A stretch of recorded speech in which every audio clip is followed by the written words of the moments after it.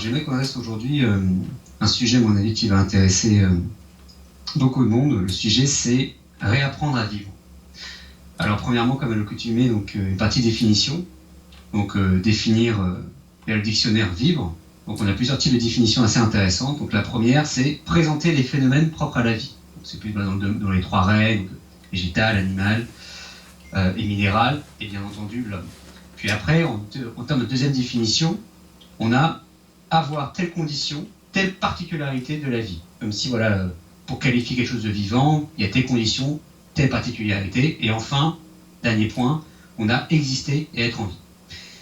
Et ce qui est intéressant, c'est que quand on adresse les définitions de apprendre ou de réapprendre, donc apprendre, c'est être avisé, informé. Donc comme si l'homme devait être avisé, informé de la manière dont il doit vivre sa vie, tout simplement. Et dans la continuité de cette définition liée donc, à l'apprentissage, à apprendre, on a cherché à acquérir un ensemble de connaissances par un travail intellectuel ou par l'expérience.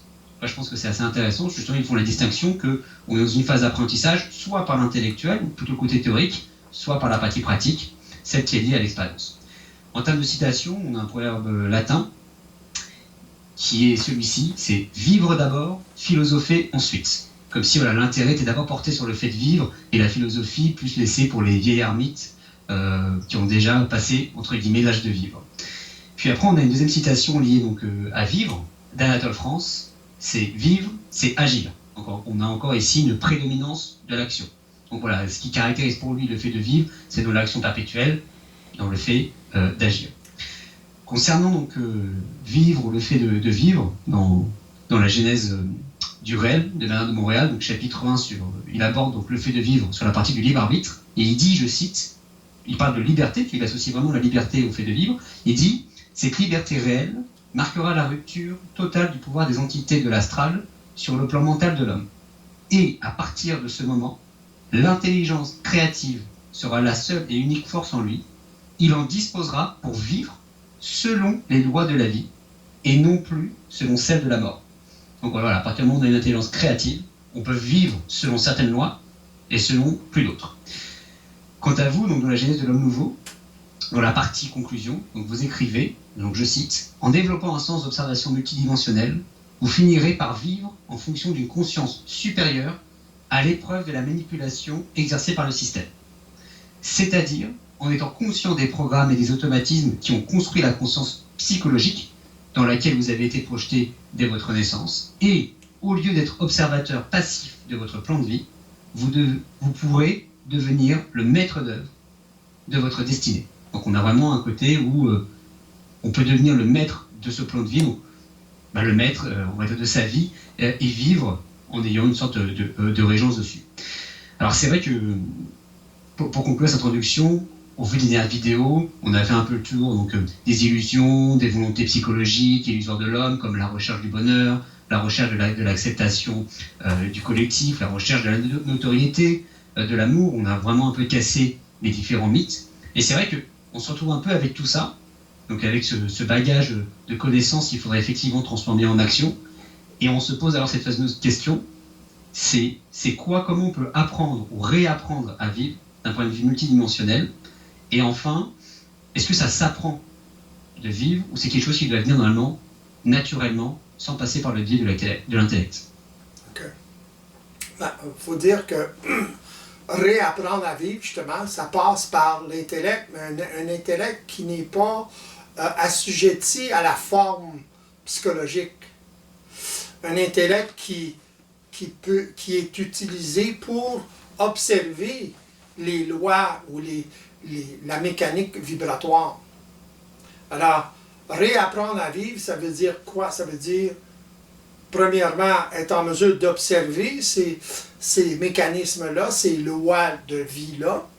OK? La raison, en parenthèse, la raison pourquoi l'homme a tant de difficultés sur la planète, surpopulation, etc., etc., etc., c'est à cause de ça, justement. Il n'est pas ajusté à la réalité systémique.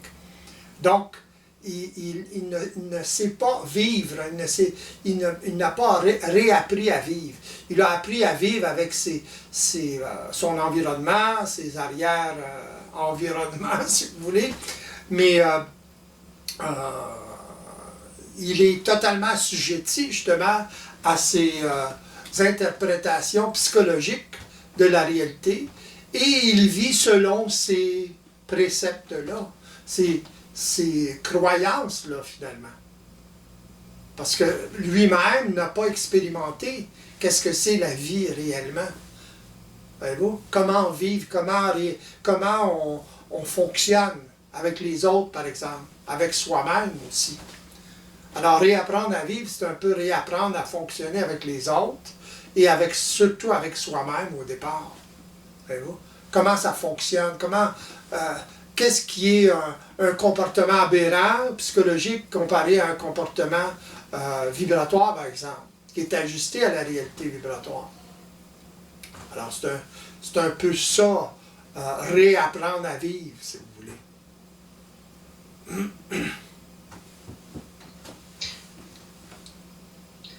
Et vous le mentionnez, on a vraiment un côté où même l'enfant, dès qu'il naît, et vous le dites ici, hein, donc encore une fois dans la genèse de l'homme nouveau, il y a une conscience psychologique dans laquelle on a été projeté dès votre naissance. Est-ce que ça veut dire que naturellement, l'homme, il se développe avec ses consciences psychologiques? Non, il est influencé. L'enfant, lorsqu'il naît, il est purement vibratoire.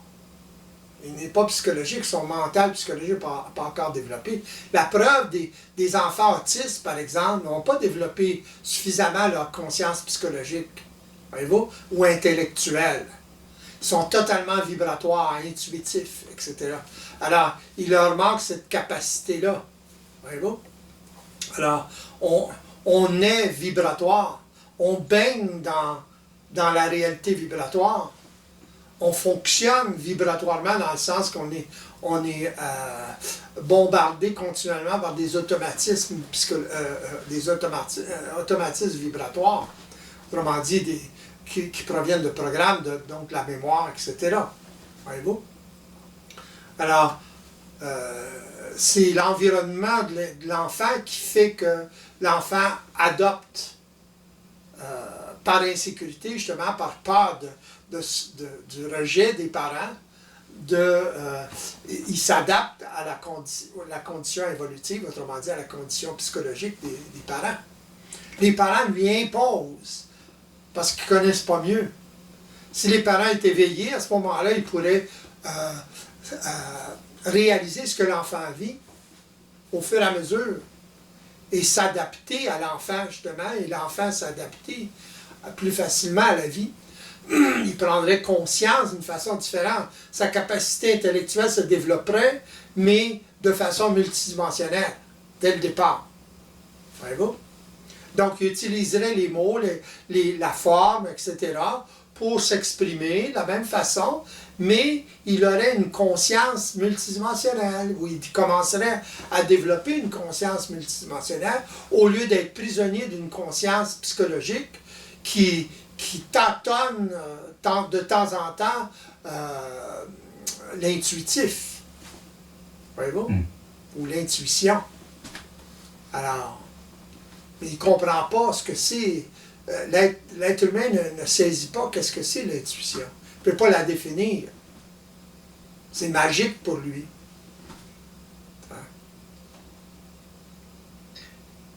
Oui, parce qu'on va dire que l'enfant, il va naître, puis que voilà, il baigne naturellement. Donc il a une pente naturelle avec cette conscience multidimensionnelle, mais c'est encore une fois l'environnement, par les parents, le premier lien, qui vont le cantonner à cette vision uniquement psychologique. Voilà, il va y avoir un rejet qui va être effectué par les parents. Donc en gros, il faut que ce soit les parents qui apprennent eux-mêmes à vivre pour qu'ils puissent transposer ça et communiquer. Les parents doivent être éveillés, autrement dit. Donc les parents doivent réapprendre à vivre, réapprendre à comment fonctionner. Réapprendre à vivre, c'est un peu ça. Dans le sens de réaliser que la façon qu'on vit, c'est pas ajusté à la réalité systémique. Et lorsqu'on a réalisé ça, ben on commence un processus de transformation, de transmutation finalement. Et notre conscience devient de plus en plus multidimensionnelle, donc de plus en plus vibratoire, dans le sens qu'on fonctionne avec la réalité vibratoire de la vie. On sait comment ça fonctionne, on sait qu'on fonctionne presque entièrement à travers des automatismes. Sans ça, on ne pourrait rien faire. Il faudrait réapprendre à tous les fois. Voyez-vous? L'apprentissage, c'est ça. Dans le sens, c'est l'action. L'action s'enregistre. Voyez-vous? Plus facilement. Que vous apprenez quelque chose, vous répétez quelque chose, ça s'enregistre, c'est dans l'action que ça se passe.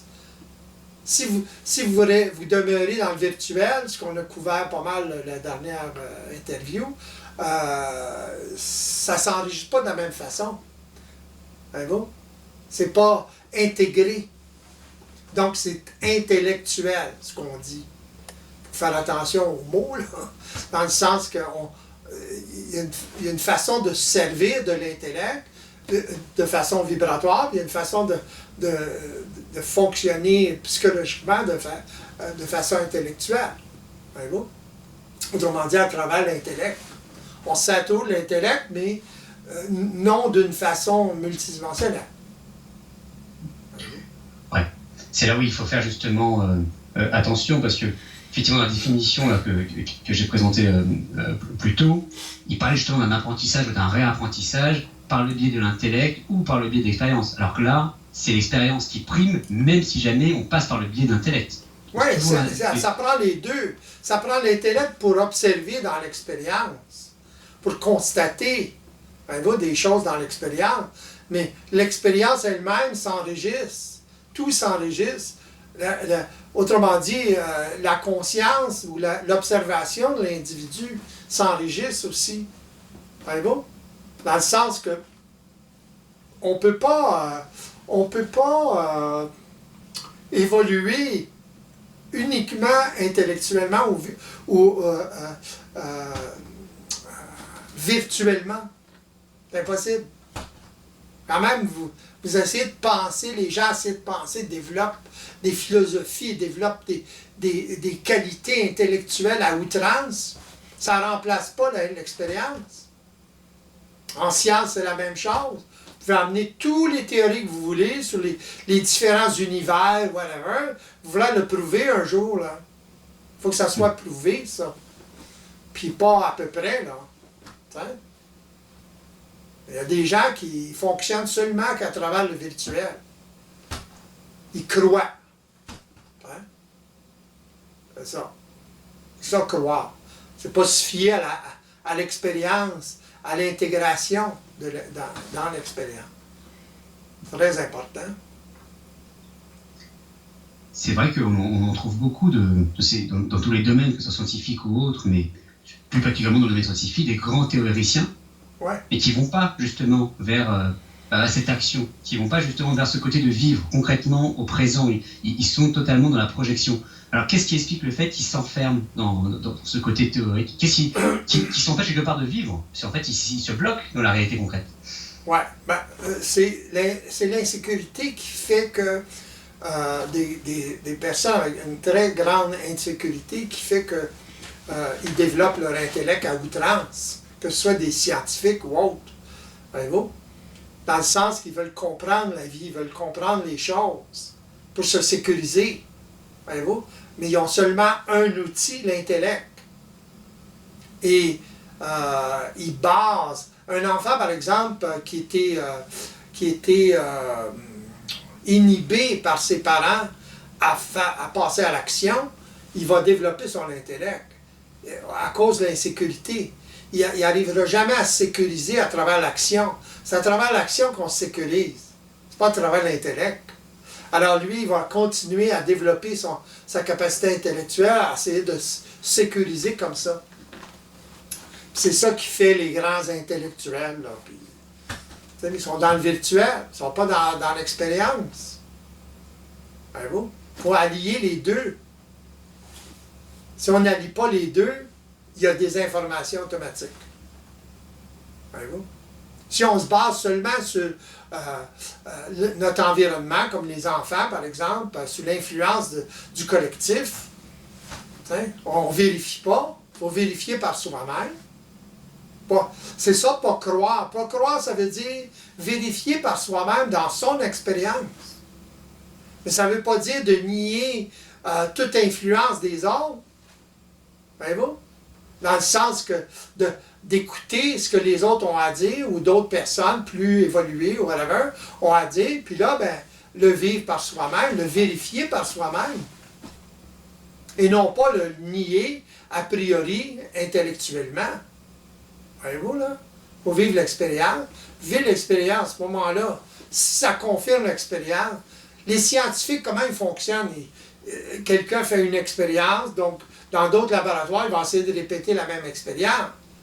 Ils ne décideront pas intellectuellement que l'expérience que l'individu a, il y en a des scientifiques qui font ça, que l'individu a perpétré, si vous voulez, c'est « Ah non, c'est faux, c'est pas réel, c'est pas... non, ça marche pas ça. » Ils décident ça, eux autres. À cause de quoi? De leur croyance. Voyez-vous? La science newtonienne, comparativement à la science einsteinienne, si vous voulez, la séparation, quand il y a eu la séparation entre les deux, bon ben, tu sais, si quelqu'un, par exemple, qui regarde la nouvelle science de façon à la Newton, c'est évident qu'il va avoir de la difficulté. Même Einstein avait de la difficulté avec la théorie de l'infiniment petit, si vous voulez. Quantique. Voilà. Il disait que Dieu ne joue pas au dé. Il joue beaucoup plus au dé qu'il pensait. Vous voyez ce que je veux dire? C'est pas uniquement un jeu tout simplement de hasard. C'est évident. Il y a des lois, c'est très rigide même. Mais le jeu se fait à travers l'observation. Voyez-vous? Avant l'observation, c'est pas clair. Il n'y a rien de clair. Voyez-vous? Quelque part, c'est comme si ces lois, c'était une sorte de centralisation de tout ce qui a été vérifié, quelque part. Toutes ces lois, justement, que forment le système. Tout ce qui a été vécu par l'expérience. Dans l'univers, c'est comme ça. Les lois universelles, c'est l'expérience qui a créé ces lois-là. L'expérience de quoi? L'expérience de la vie, tout simplement. Ça fonctionne comme ça fonctionne parce que c'est la façon la plus intelligente de fonctionner. Voyez-vous? Trial and error, l'erreur et l'essai. L'essai et l'erreur, tout le temps. Alors, il y a correction. Si ça ne marche pas dans une lignée de fonctionnement, ça fonctionne dans un autre. Donc, si ça continue à fonctionner, ça fonctionne dans cette direction-là. Tout simplement, c'est comme de l'eau qui coule d'une pente. Elle va prendre les tournures les plus faciles. Elle va contourner la roche, elle va contourner le sable, puis elle va se frayer un chemin. Bon, mais pendant des millions d'années comme ça, il se crée des lois de la vie. C'est de même que ça fonctionne. Dans certains, supposons qu'il existe d'autres univers qui sont différents, bon ben, c'est à cause justement de certains éléments dans cet univers-là. Mais d'après moi, ça serait exactement la même chose.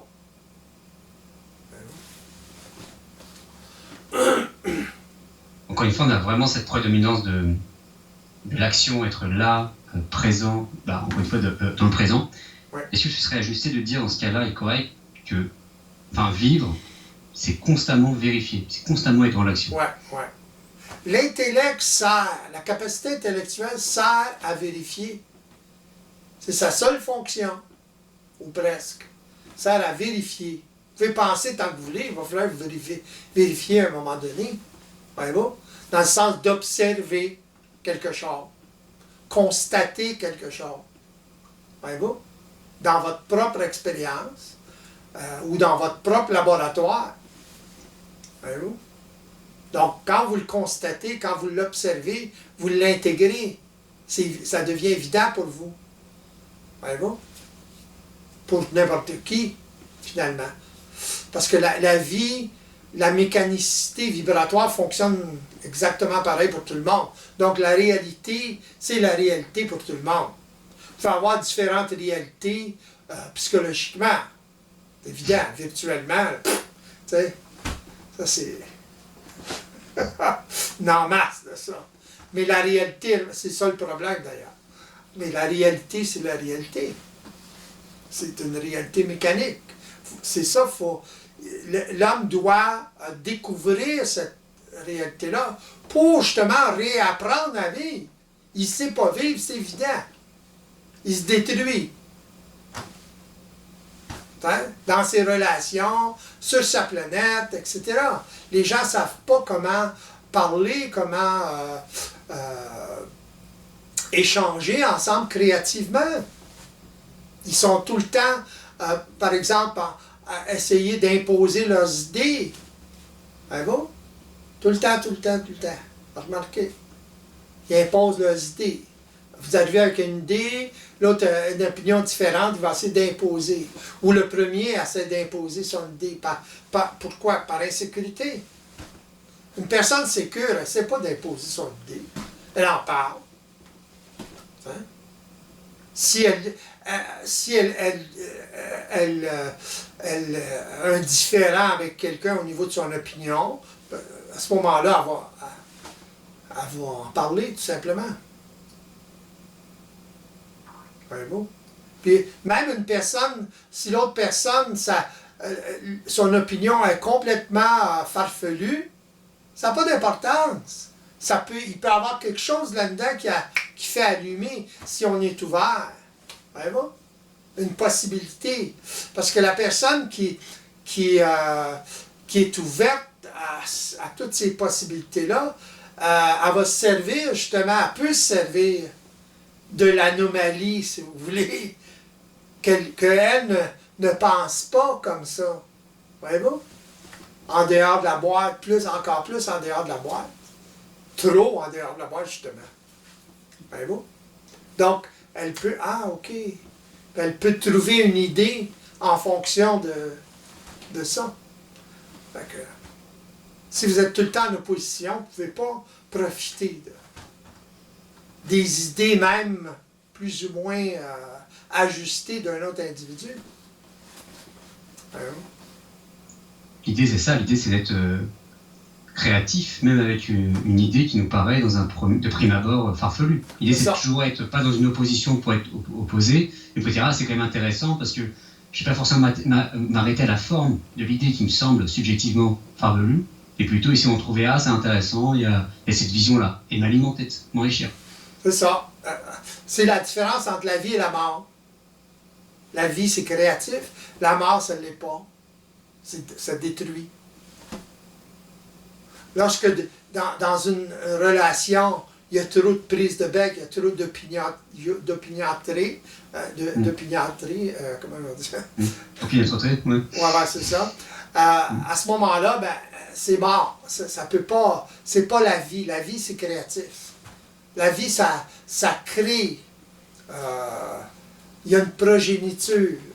Il y a quelque chose qui sort de ça qui est créatif. Tandis que l'autre, tout ce qui sort, c'est négatif, c'est de la mort. Voyez-vous? Si on peut appeler ça négatif. Et ça fait, encore là, on ne peut pas appeler ça négatif ou qualifier ça de négatif parce que ça sert. Ça a servi à développer la capacité intellectuelle de l'être humain. Voilà. Voyez-vous? Ça, si jamais c'est négatif, quelque part, ça qu'on polarise. Alors qu'on devrait plutôt s'alimenter. C'est ça, ouais. Habituellement, les gens qui sont très opiniâtres sont très polarisés. Voyez-vous? Ils essaient d'imposer leur idée. On peut avoir une idée, on peut avoir une opinion. Hein? Mais de là à l'imposer, c'est une autre histoire. C'est pas créatif. Ça n'amène pas un échange d'idées. C'est l'échange d'idées qui est important. C'est ça qui peut il peut avoir une idée très créative qui ressort de ça. Ça ne veut pas dire que les gens ont toutes la même opinion. Mais une opinion, quand on sait s'en servir, quand on ne s'accroche pas dessus par insécurité, à ce moment-là, on peut trouver d'autres idées parce que, hop, on a une petite opposition ou une opposition d'un autre qui est différente. Voyez-vous? C'est là que ça devient créatif. Donc vivre, c'est aussi savoir être dans un état dans une dynamique de créativité permanente. Ouais. Pas rester bloqué d'un point de vue dogmatique. Ça, on le retrouve aussi dans les choses plus primaires, dans la nature. Hein. Souvent, c'est statique, c'est ce qui est mort. Hein. Un individu qui est mort en animal, il est fixe. Comme une idée qui est fixe, c'est ça, exactement. Ouais. C'est comme les parents avec les enfants, que les parents essaient d'imposer tout le temps aux enfants. C'est pas créatif, ça. Il faut leur faire observer des choses. Il faut les observer, justement. On peut apprendre beaucoup des enfants. Mais les parents ne sont pas ouverts à ça. C'est eux qui ont la job d'éduquer les enfants, etc. T'sais, à leur façon, à eux. Oui, on a la job d'éduquer les enfants, mais il s'agit d'observer l'enfant tel qu'il est, avec ses qualités, ses défauts, puis là, s'ajuster à cette réalité-là, avant toute chose, et ensuite, éduquer. Ça veut dire quoi, éduquer l'enfant? Si le parent fonctionne de façon psychologique, il va essayer d'imposer encore. Si le parent est éveillé, il va encourager justement la perception vibratoire de l'enfant. Voyez-vous? Encourager l'action, justement, parce que l'enfant est dans l'action. Il ne pense pas avant d'agir. Il agit, puis il répète, puis il répète, puis il répète. C'est comme ça qu'il apprend. Il se sécurise de cette façon-là, d'ailleurs. Il y a vraiment, en fin de compte, le côté où, effectivement, le parent va transposer vraiment, va communiquer vraiment son dogmatisme vers l'enfant. Enfin, il va l'emmener quelque part vers le monde de la mort, alors que l'enfant est dans une créativité permanente. Exact. Alors, il y a effectivement, je pense qu'il y a des individus, qui soient parents ou non, ils vont se dire, très bien, imaginons que j'ai conscientisé tout ça, comment je peux me réinstruire aujourd'hui? Comment je peux me réinstruire? Comment je peux réapprendre cette vie? C'est quoi? C'est par l'intermédiaire de quelqu'un? C'est par être dans une vérification constante? On parlait la dernière fois, par exemple, du contact, la puissance de contact. Est-ce qu'une personne, sans ce contact, mais par une vérification constante, peut se dégager, ou quoi qu'il arrive, elle aura besoin d'un réajustement par une personne qui est déjà dans cette réalité? Même une personne qui est en contact avec une personne éveillée, okay, elle a beaucoup de difficultés à observer son comportement. Même lorsque la personne qui est éveillée lui fait voir. Imaginez. Imaginez quand elle est toute seule, là, dans son environnement mental, elle ne peut pas rien voir. Là. Les gens sont habitués, sont programmés pour fonctionner de façon psychologique, pour réagir. Ils réagissent. Ils sont assujettis, surtout ils sont assujettis au programme, autrement dit au fonctionnement vibratoire du système à travers le programme, mais de façon totalement inconsciente. C'est pour ça qu'ils se font prendre tout le temps. Ils ne sont pas conscients en temps réel de ce qui se passe vibratoirement. Alors ils ne peuvent pas l'observer. Il suffit de l'observer, d'être en mesure de l'observer. Mais pour être en mesure de l'observer, il faut avoir un certain apprentissage vibratoire de la réalité vibratoire. Et l'apprentissage de la réalité vibratoire se fait, c'est évident, avec une personne qui en est conscient, qui peut vous indiquer, c'est où que ça achoppe, là. Puis ça achoppe tout le temps à la même place, ce que j'appelle la résistance psychologique, autrement dit, essayer de comprendre quelque chose de vibratoire de façon psychologique, ça ne se mélange pas, c'est comme de l'eau et de l'air. Voyez-vous? Ça ne se mélange pas. Alors, les premières observations, c'est d'observer le comportement ou la tendance à essayer de comprendre et d'englober le vibratoire, si vous voulez, de façon psychologique. Voyez-vous? C'est ça le problème intellectuel de l'intellect. Voyez-vous? Ou de l'intellectuel. Il veut tout comprendre psychologiquement. Mais il y a des choses qui ne se comprennent pas psychologiquement. Un peu comme on parlait tout à l'heure, la science newtonienne comparativement à la science quantique, totalement différent. Là. Alors, c'était difficile au début pour les scientifiques d'appréhender ou d'englober cette nouvelle science-là, surtout quand il y avait un background de l'ancienne science. Voyez-vous? Ça ne veut pas dire qu'il n'y a rien de bon dans l'ancienne science, mais l'autre est plus avancé, plus élaboré. C'est ça, parce que la nouvelle science peut remettre en question des choses qui nous paraissaient évidentes. Donc encore une fois, on a les, voilà, des notions comme le dogmatisme, aussi de l'ego, mais aussi des personnalités qui ne veulent pas que nos théories viennent casser. Ouais. Et ce qui a été fait. Comme effectivement vous mentionnez, la première étape, c'est aussi de casser ces fameuses résistances psychologiques et l'individu, il ne voudra pas, dans un premier temps, même dans le cas d'un contact. Au niveau scientifique, il y a tellement de résistance là, que la science change à travers les funérailles de scientifiques qui gardaient le dogme qu'ils gardaient. C'est à travers le fait que ces gens-là meurent, à travers les funérailles, que justement la science peut progresser. Imaginez comment c'est. C'est ancré, quoi. Toujours l'insécurité, le besoin de se valoriser, etc. Il y a beaucoup de ça en science. Là. C'est des personnes bien ordinaires, psychiquement, les scientifiques. Ils ont des problèmes, pareil comme tout le monde. Excepté qu'ils développent une connaissance, une science, la physique, etc. Mais, il y en a qui sont dans la croyance jusqu'aux oreilles, puis sont scientifiques.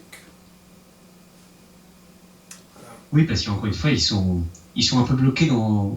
on le disait dans la théorie, c'est vrai que la science, c'est un peu un mélange entre l'observation, donc on constate des choses, et puis la répétition, on est capable de reproduire un phénomène.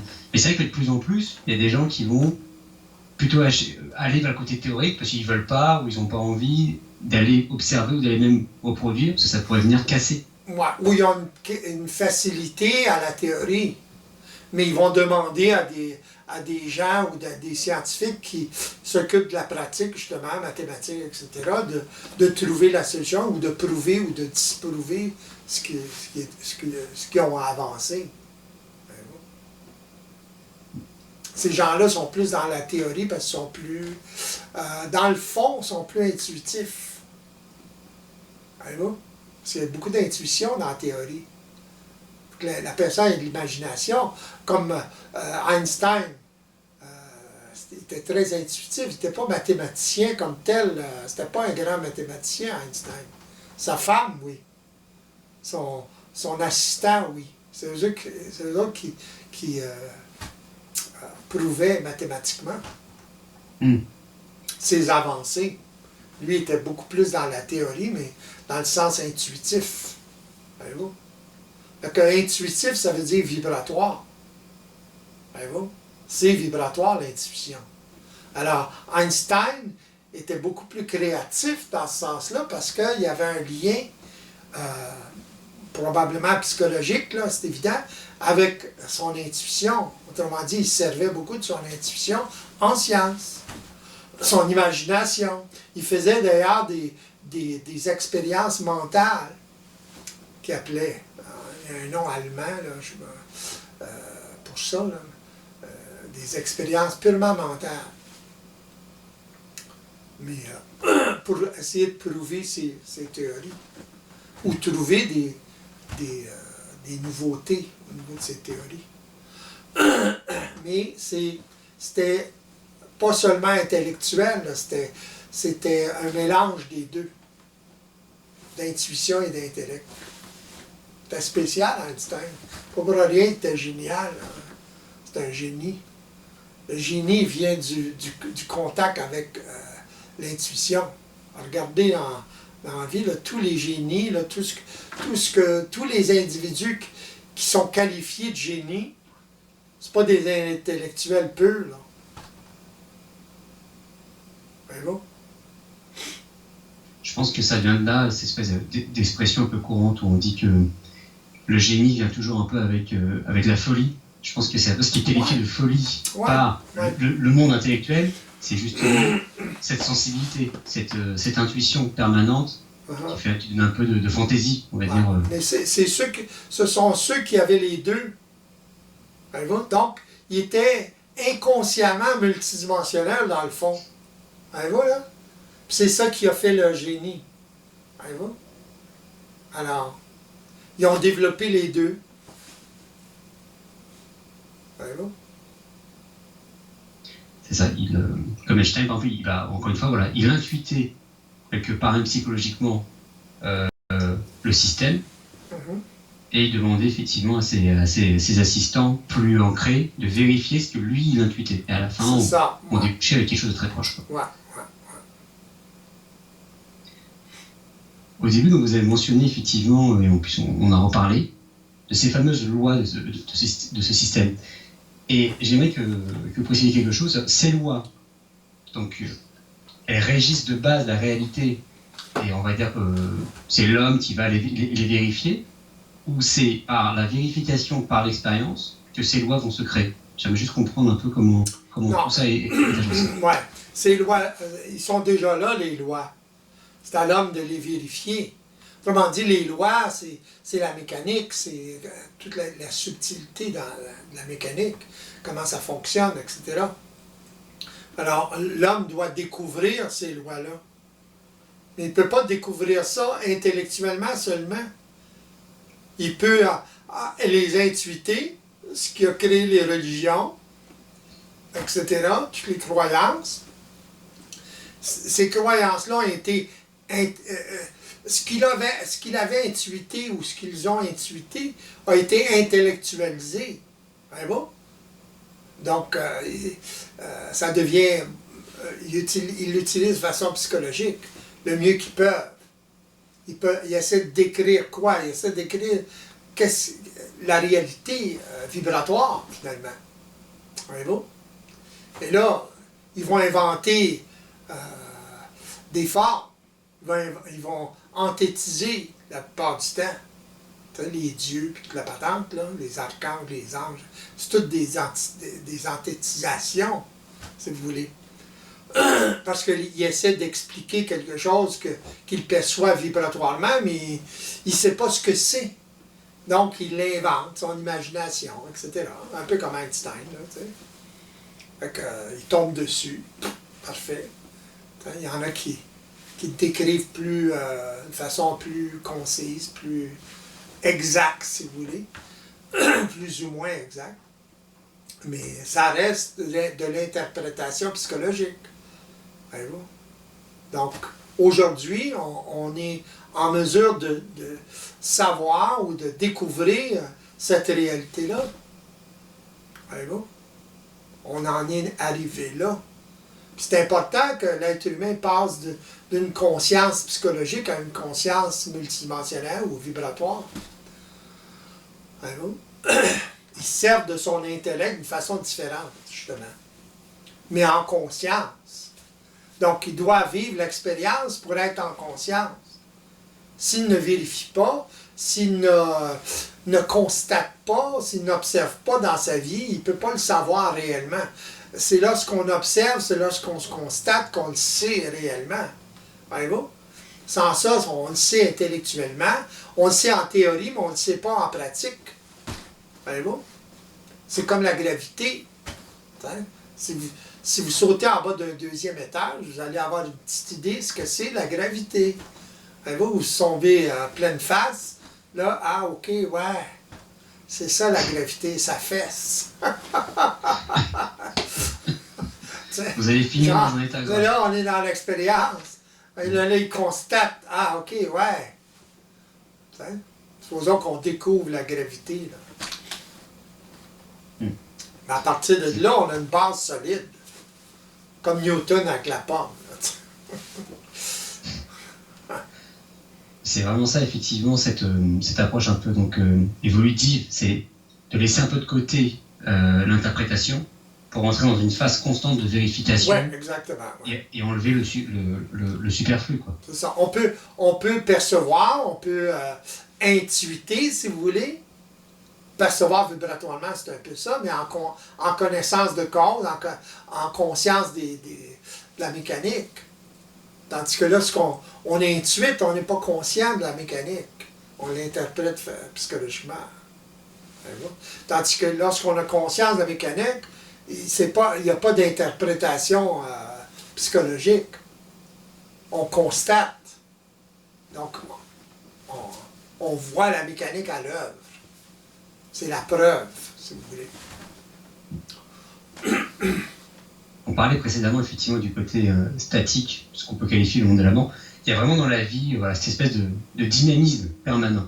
On vérifie, on va interpréter juste pour nous donner un cap de vérification, quoi. Je trouve que le vivre, c'est vraiment effectivement casser à chaque point d'œuvre, casser l'interprétation, toujours par le biais de la vérification. Ouais. Dans ça, on tourne en rond. On perd du temps, on perd d'énergie. On vit l'expérience. L'expérience, c'est ça. C'est ne pas vérifier. L'homme vit de l'expérience tout le temps. Voyez-vous? Il n'est pas conscient dans l'expérience. Donc, il subit l'expérience. Qu'est-ce qui l'empêche d'aller vers cette vérification? Parce que c'est vrai qu'il y a beaucoup de personnes qui vont soit intuiter, qui vont pas être géniales, entre guillemets, et qui vont rester dans l'interprétation et qui vont pas se diriger vers cette vérification. Pourquoi? Parce qu'ils ont l'habitude de se sécuriser avec leur capacité intellectuelle, de façon psychologique. Ils sont habitués comme ça, ils sont programmés comme ça. Alors, ils ne peuvent pas faire autrement. Ils ne peuvent pas switcher ça du jour au lendemain, là, comme ça. Même avec une personne qui leur fait voir. Il faut qu'eux le voient. Il faut qu'eux en arrivent à observer ces automatismes-là, à fonctionner de cette façon-là. Ça, c'est la base. Donc, ça prend, premièrement, la personne doit réaliser ça. Pas comprendre, réaliser ce phénomène-là, cette mécanique-là, si vous voulez, pour être en mesure de se prendre les mains dans le sac. L'autre personne éveillée va la prendre les mains dans le sac. À force de la prendre les mains dans le sac, à essayer de comprendre tout le temps psychologiquement, à ce moment-là, elle va finir par réaliser et observer elle-même, après le fait, au début, qu'elle essaie de comprendre. Donc, elle interfère dans l'absorption, dans l'expérience de la réalité vibratoire. Allez-vous?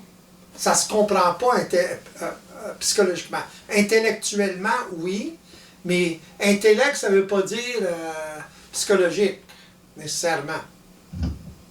Alors, réaliser vibratoirement, ça veut dire de servir de son intellect d'une façon totalement différente, en neutralisant la tendance à essayer de comprendre psychologiquement.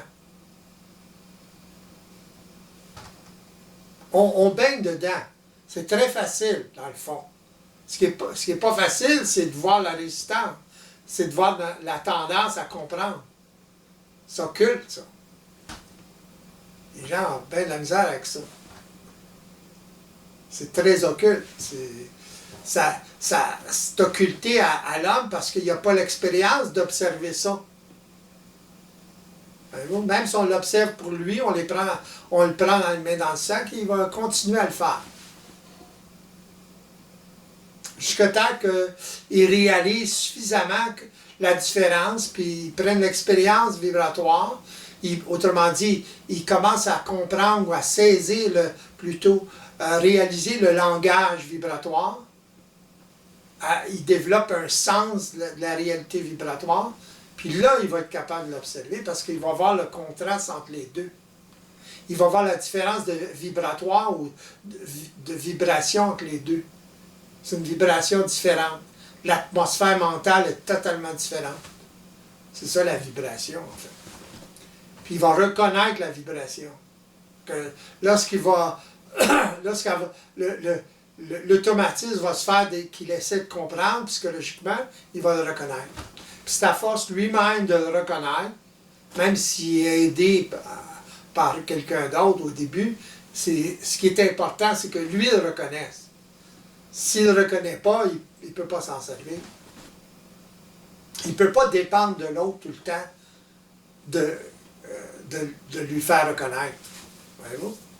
Il doit lui-même le reconnaître, le voir, l'observer.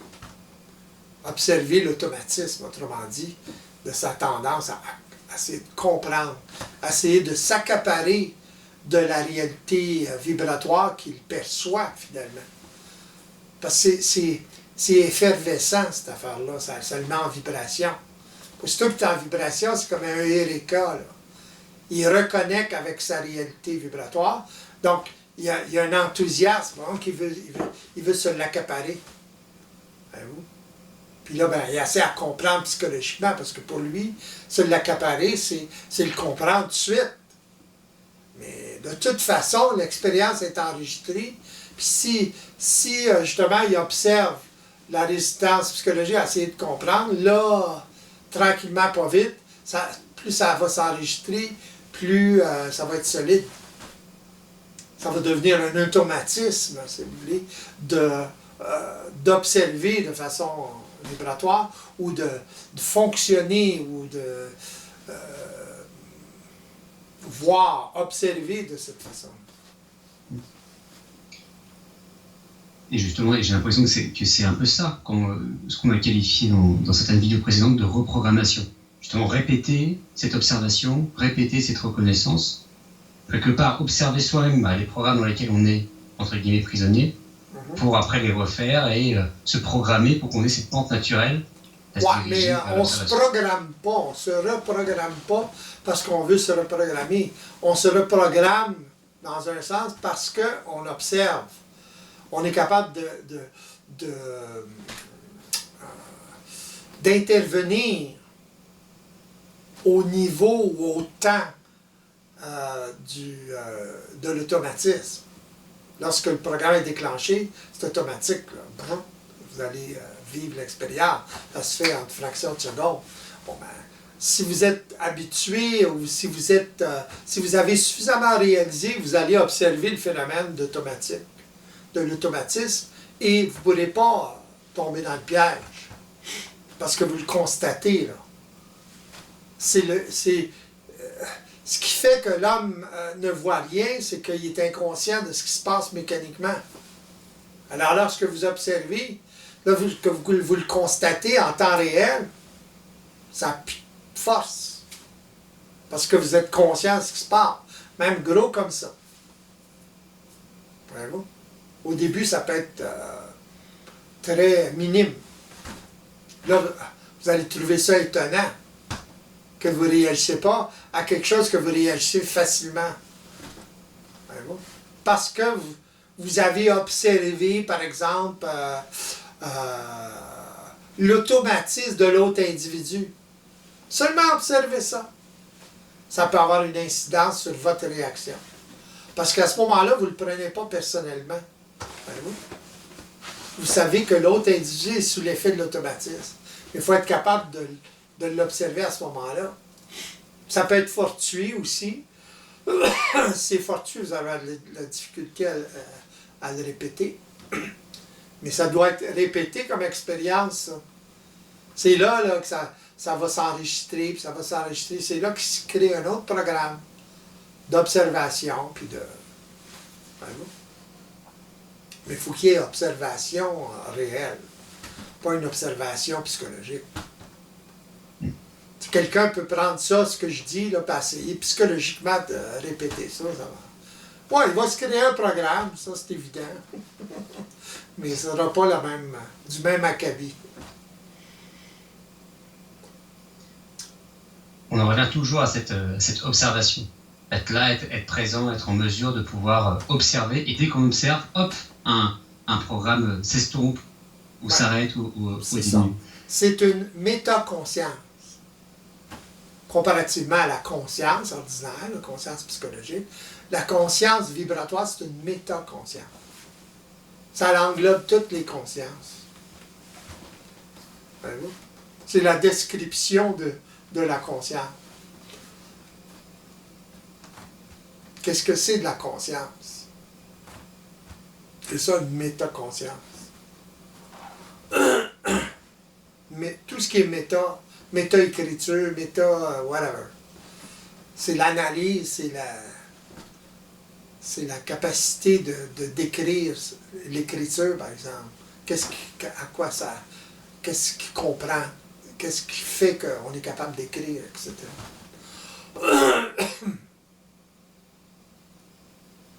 Donc, quelque part, vivre de façon évolutive, c'est prendre conscience de cette espèce de métaconscience. C'est être en métaconscience dans le sens où une conscience multidimensionnelle, c'est la même chose. Voyez-vous? C'est la conscience de la conscience. Comment ça fonctionne? Conscience de ce que c'est l'esprit. Ça fait partie de la métaconscience. On ne peut pas survivre comme du monde. Ou vivre comme du monde. Dans une conscience psychologique. Et c'est pas assez. On ne peut pas être bien dans notre peau. On ne peut pas se sécuriser comme ça. On peut essayer, mais... Et je pense que on le voit que quoi qu'il arrive, on peut être bien dans notre peau. Vous mentionnez effectivement l'environnement, la manière comment l'homme défie en quelque sorte ces lois-là. Il ne connaît pas. Il ne sait pas. Pour ça c'est pas parce qu'il veut les défier, il ne sait pas, il est ignorant de ça. Cette réalité-là, il est ignorant de la nature, ce que la nature peut faire, etc. Regardez autour de vous sur la planète.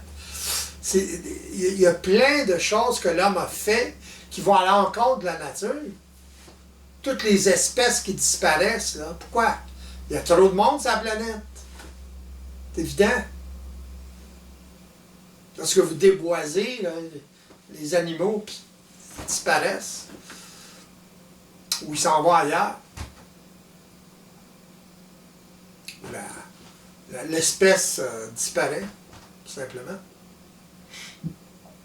C'est vrai que c'est intéressant de constater que l'homme, il a un peu créé ses propres lois pour régir un peu ses sociétés, ses différents régimes politiques, États, nations, mais tout en ignorant les lois, les méta-lois, pour reprendre le terme de métaconscience. C'est pour ça que les civilisations montent et redescendent, et montent et disparaissent, et montent et disparaissent. Puis là, chaque civilisation, c'est une expérience.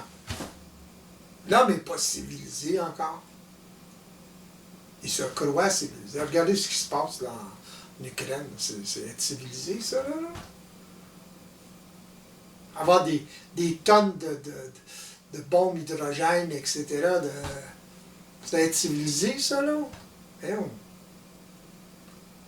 C'est augmenter la grosseur de la hache, c'est tout.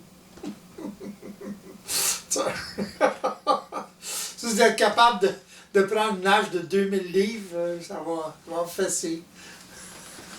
C'est ça, c'est juste... c'est la même chose, c'est très barbare. C'est encore plus barbare. Imaginez, là, qui lance des bombes atomiques un peu partout, là. Tu barbares, ça, à ton goût, le monde va brûler vif. Ou mourir à petit feu de radioactivité. Rien de plus barbare que ça, non? C'est rien ce qu'ils faisaient avant. Ce qu'ils faisaient avant, là, par exemple, décapiter quelqu'un, il n'y a rien là, comparé. C'est pas barbare, ça, comparé. C'est barbare, mais pas à ce point. Pas la radioactivité, là, brûler vif, etc., des centaines de milliers de personnes, ça, c'est barbare encore bien plus que décapiter quelqu'un. Les gens vont ça. Ah, c'est effrayant, ça. Regarde les possibilités, là. Ce qui s'est passé à Nagasaki puis Hiroshima. Bah, ça montre l'exemple d'un intellect très développé, mais involutif. Ouais. Quelqu'un qui a connaissance des lois mathématiques, des notions qui vont lui permettre de créer une super arme, mais tout en ignorant toutes les lois. C'est ça. C'est comme avoir une mesure qui est défectueuse. Fait que vous avez besoin, mesurer tant que vous voulez, t'sais, votre mesure est défectueuse. C'est à peu près ça, la conscience psychologique de l'homme est défectueuse. Elle n'est pas ajustée parfaitement.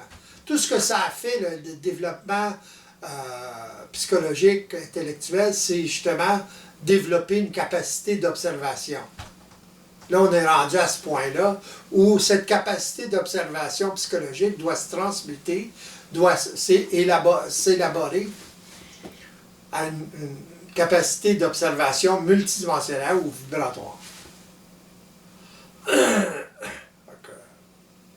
C'est vrai qu'on a l'impression qu'on arrive un peu au bout, c'est-à-dire voilà, avec les tensions qu'on connaît, que ce soit les tensions diplomatiques, les tensions climatiques, on a vraiment l'impression que l'homme il est arrivé un peu à croisement d'un chemin. Soit effectivement il s'oriente vers une approche multidimensionnelle en ayant connaissance de ses métalois, de ses métaconsciences, ou soit il ira encore plus profondément dans l'involution, qui peut être synonyme de fin pas très agréable pour tout le monde. Quand on parle de l'homme, on parle de l'individu. Bien entendu. C'est chaque individu qui doit s'éveiller pour qu'il y ait un changement quelconque. Plus il va y avoir d'individus éveillés, plus il va y avoir d'impact sur la planète, sur les autres individus sur la planète. Donc, plus il va y avoir d'individus qui ont réappris à vivre, plus il va y avoir d'impact sur les autres individus qui vont remettre en question leur façon de vivre, leur façon de relationner, etc., etc. Ça va être trop puissant. C'est ça, c'est que je pense qu'il y a de plus en plus de personnes qui s'éveillent. Je pense que c'est un des avantages, entre guillemets, d'être poussé un peu au bout de l'involution. C'est que là, on vérifie, on observe, même si jamais on l'intuite ou qu'on comprend psychologiquement, qu'il y a quelque chose qui ne va pas. Ce qui peut éveiller les consciences quelque part. Ce qui peut dire, je crois que là, on est allé dans le chemin quelque part. Disons que ça les met dans un état de panique. L'éveil, là, c'est un autre affaire. Mais on utilise ces termes-là à n'importe quoi. Mais ça les met dans un état d'insécurité, c'est évident. Puis ils recherchent autre chose. Mais il essaie d'englober la planète au complet ou les humains au complet. Ben bon, ça ne change pas de même. Ça change individuellement. Plus il va y avoir d'individus, comme je dis, plus il va y avoir d'individus, une petite quantité d'individus, plus il va y avoir d'influence. Pourquoi? Parce qu'il va être plus créatif. Surtout aujourd'hui avec l'Internet, avec tout ça d'affaires, c'est incroyable ce qu'on peut faire. Fait que ces individus-là vont avoir un impact sur d'autres individus. Un peu comme je fais, comme Bernard le fait, etc. Mais mettez des individus qui peuvent fonctionner ensemble créativement, imaginez l'impact que ça va avoir. Il ne sera pas là. Beaucoup plus rapide que le monde pense. Puis beaucoup plus efficace, puis beaucoup plus évident. Comme une accélération. Oui, c'est évident. Il faut qu'il y ait une accélération. Puis automatiquement, il va y avoir une accélération. Ça ne veut pas dire que tout le monde sur la planète va devenir conscient, c'est pas ça que ça veut dire. Ça veut dire qu'il va y avoir une force créative sur la planète qui va prendre la relève à travers le rayonnement de sa créativité, de sa conscience, etc. C'est de même que ça marche. Et ça plus ça va aller, plus ça va s'immortaliser collectivement. C'est déjà immortalisé individuellement, puis ça va s'immortaliser collectivement. Il y a des expériences que l'homme nouveau va vivre à cause du collectif de ces êtres-là, qu'il ne peut pas reproduire seul. Il va découvrir les possibilités au fur et à mesure qu'il va être en mesure de les vivre. Voyez-vous? Il ne peut pas s'imaginer. Il peut avoir une petite idée, mais il ne peut pas s'imaginer. Il va le savoir quand il va pouvoir le constater.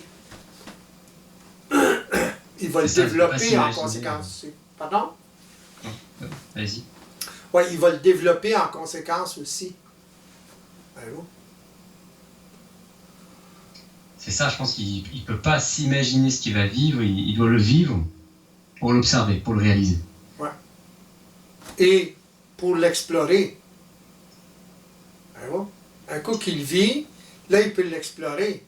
C'est comme une voie, c'est comme, ah, OK, il ne voyait pas avant, il le vit, il fait un mouvement, il fait des mouvements, et là, il est en mesure de voir les possibilités. Sans ça, s'il ne vit pas, il ne peut pas voir les possibilités, il ne peut pas s'imaginer ça. Ça ne s'imagine pas. OK? Il vit la chose, par exemple, collectivement, il vit quelque chose de créatif, et là, ça donne quelque chose, il constate. Ah, OK. Puis là, il continue, il l'explore. Il l'exploite, si vous voulez. Voyez-vous? Puis là, ça devient de plus en plus puissant à cause de ça. Encore et toujours dans l'action. Toujours. Vivre, réapprendre à vivre par l'action. Oui, mais l'homme fonctionne comme ça malgré lui, là. Il en est inconscient, mais il fonctionne comme ça. C'est juste qu'il ne peut pas répéter l'expérience, parce qu'il en est inconscient. Ceux qui en sont un peu conscients, ils vont répéter l'expérience, ou ils vont trouver une parcelle à répéter l'expérience, puis ils deviennent archi-millionnaires, ou whatever, ils ont du succès dans leur domaine. Mais vous leur demandez comment ils font, ils ne peuvent pas vous le décrire complètement. Ils ont pogné un filon, là, puis c'est purement vibratoire. Ils ne peuvent pas l'expliquer. Genre. C'est ça, on va chercher une méthode. Encore une fois, on va vouloir ramener ça vers le psychologique, alors qu'en fait, non, c'est dans l'action. Oui, exact. Puis même s'ils essaient de trouver une méthode, puis d'écrire une méthode, ça ne marche pas parce que c'est purement vibratoire.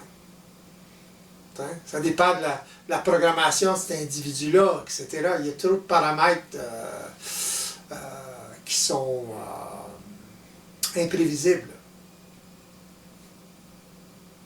Ils ne peuvent pas... Oui, eux, ils peuvent, mais jusqu'à un certain point. Ils ne peuvent pas le décrire.